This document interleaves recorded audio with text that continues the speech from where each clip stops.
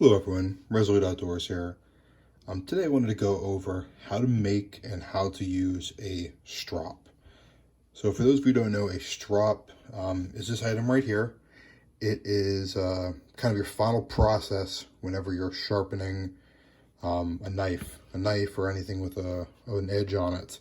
And after you use your stones or whatever kind of method you use to get your initial sharpness, this is a India oil stone here. This is an older one that I use for more rough work, or not quite as fine blades. I have a nicer one that I use for more fine things. After you do your initial sharpening with a stone, you will finish your edge up with a strop. The strop will kind of give you that final polish on a blade and give you the absolute sharpest edge you can get. If you have a burr on the edge of your blade after you're done sharpening it with stone, the strop will kind of take that burr away and leave a nice shiny edge there that is razor sharp. I know a lot of people typically skip the stropping step, but if you're looking to use a knife and get the most out of it, a strop really is the best way to go. So first, how did I make this strop? It's relatively simple. Basically, a strop is just a piece of leather. There's plenty of options. I can show you one here if you want. Now this strop here is an older style. This one is actually awaiting a restoration by myself. So you can see it's in some pretty poor repair. I just picked this up recently. I need to do a full restore on it. This is a traditional strop for straight razors with a kind of cloth felt side here and then a leather side here, but I need to restore this one, but that's kind of where most of us think of when we think of a strop. But actually a strop can be anything with leather on it that you kind of put some sort of coating or something like that on, like a polish typically, to hone a blade. So all I've done here for this strop that I've made is taken a piece of oak that I had here. You can use any wood, although I prefer to oak. If I'm going to build something, I'd like to build it to last. So oak seems like a good durable option. It was readily available for this project. And I've glued a piece of leather on here. As far as leather, great option to find leather is actually Michael's, your local craft store. If the Michael's available, they'll sell bulk packs of leather. They're branded as like side cuts or drop-offs or just assorted random leather, and it's typically a bunch of different thicknesses, different colors, different shapes, just cutouts of things that they weren't able to use for another product. And they're typically very affordable, under $10 for the pack, as compared to paying $15 for a pattern size sheet. If you buy a pack or two of those, you can find a big enough piece of leather to use for this. So that's where I would go to source your leather, especially if you want to do it on the cheap and not order a nice piece of leather online. It doesn't need to be super thick. As you saw that strop I showed earlier, the barber strop, had a pretty thin piece of leather. This is a pretty thin piece here, and that's plenty adequate for what we're doing. Other note about Michael's, if you're not aware, go online and sign up for their email notifications. It's almost every week they'll send you a code for 40 to 50% off one item. Wait till you get one of those emails that says 50% off and go in there and get that pack of leather. You might have to buy one or two of them before you find a piece big enough, two or three of them before you find a piece big enough for a strop, but it's definitely the cheaper option in the long run. Enough about that. More about why I designed it the way I did.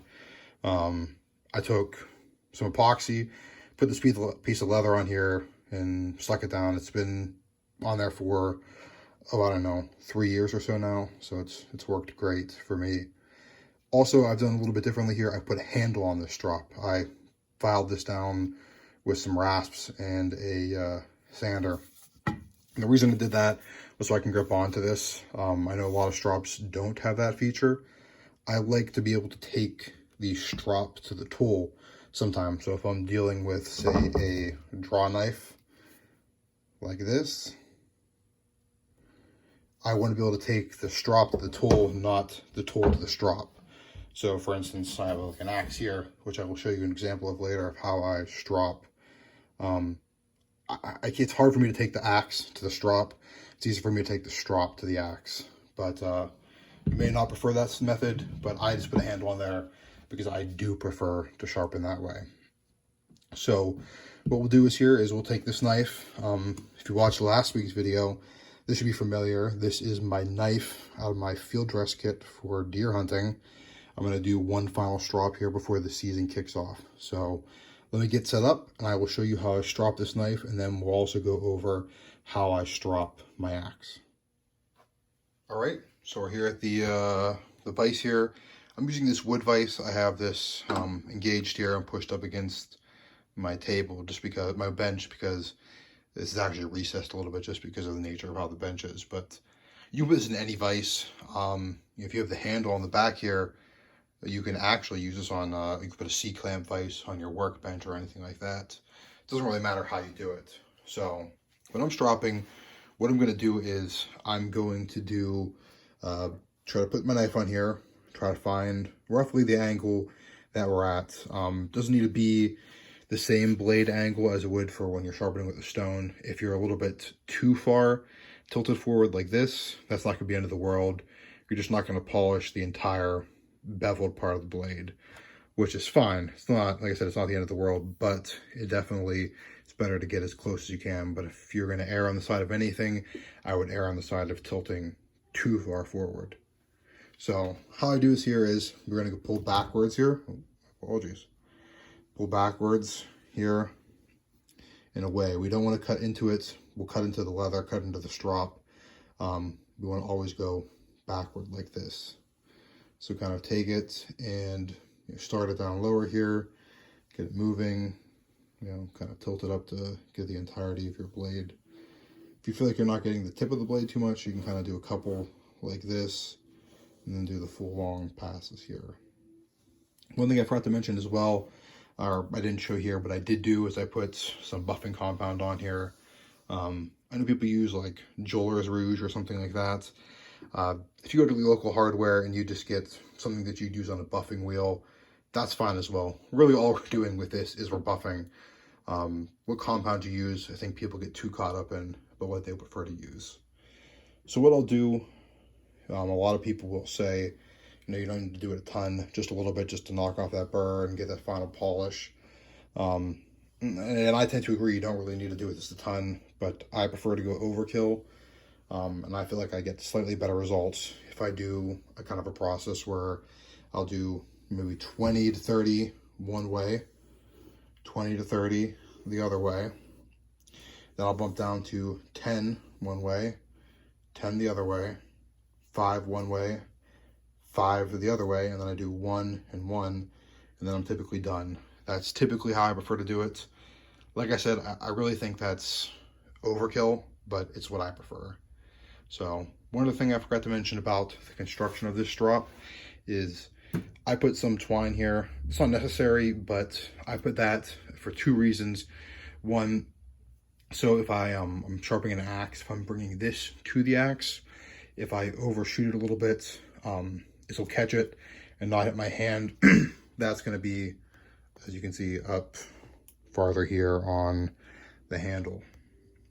But also it kind of helps with these knife blades. If I go too far, it will catch in here. And I might cut some of these and I might have to rewrap this, but then I'm not going too far this way and hitting a tree, hitting a bench or something metal, and then ruining this nice fine edge that I'm working hard to put on this blade. So just as a little bit of a test for this here, I'm doing just kind of final strop or 2. I will take a piece of paper here and we'll see how sharp this knife is.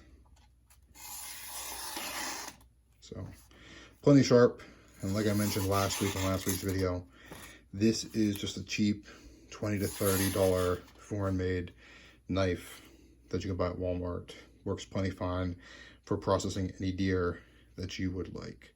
So let me show you how I do it with an axe, and then that'll be all for today.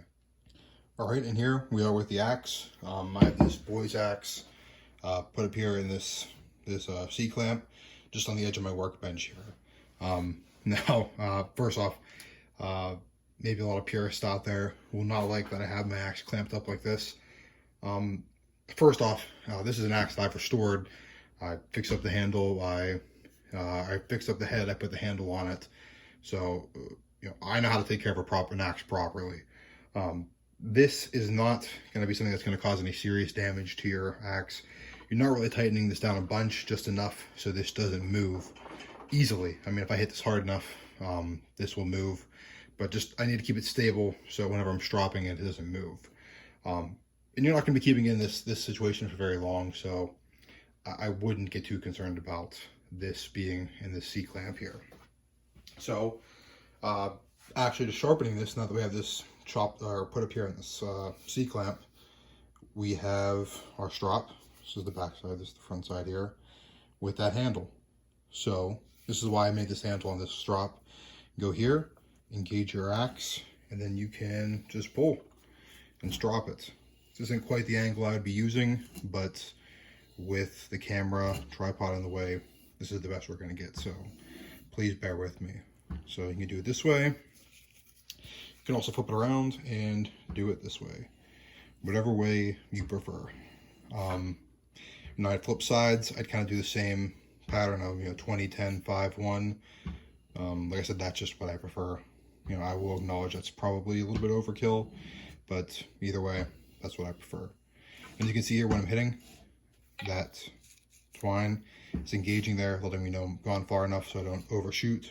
It's not as big of a deal if I'm going this way, but if I'm going this way, or this way, and I have my hand here, potentially cut, I just prefer having that extra twine here, so it's not the end of the world. So that's just a little bit about how you make and use a strop. This is Resolute Outdoors, guys. I have more videos like this and other things coming up. Please like, share, and subscribe. And until next time, see ya.